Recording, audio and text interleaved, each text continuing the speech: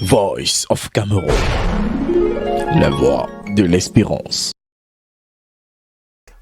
Moment d'évaluation et de projection ce matin du 24 février 2021 au deuxième étage de l'immeuble de l'émergence. Autour du ministre Emmanuel Nganou Djoumessi des Travaux publics, des intellectuels du génie civil réunis ici à la faveur de la revue des chantiers et des infrastructures.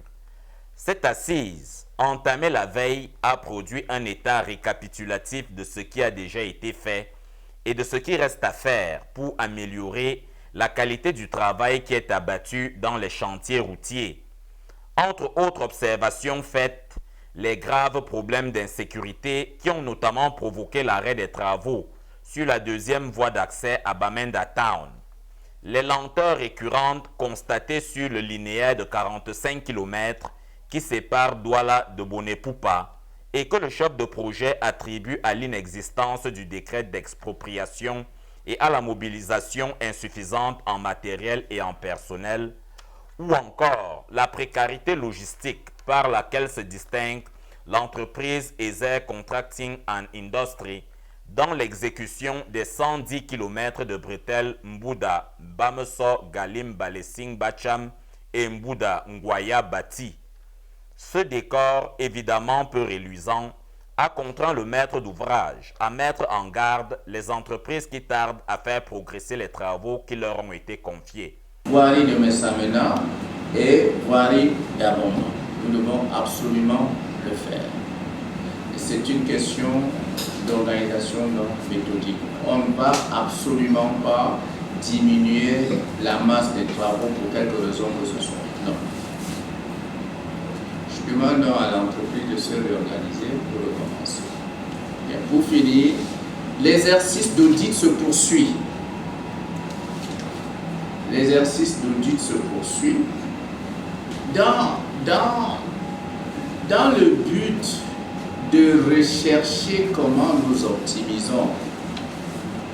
Tout simplement, il ne s'agit pas d'aller chercher la tête ou les yeux de qui que ce soit. Non, ce n'est pas ce que nous recherchons.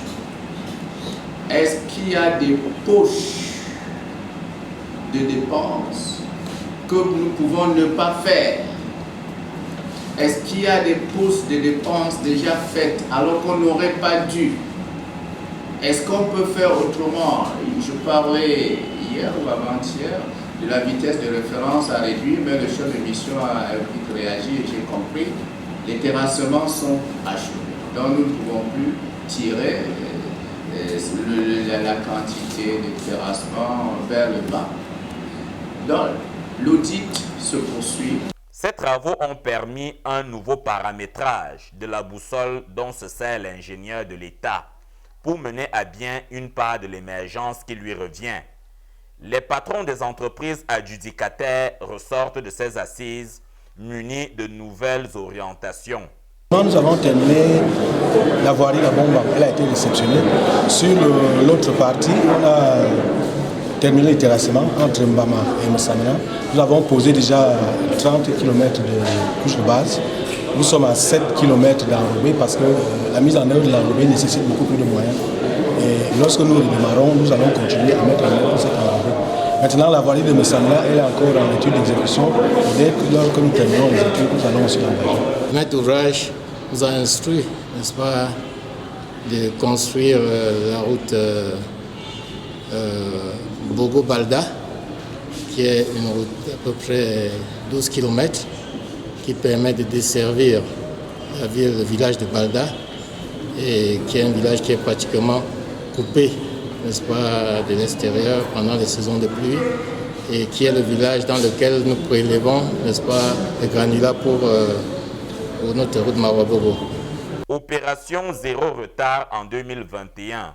Le nouveau leitmotiv désormais en usage dans les murs du ministère des Travaux publics.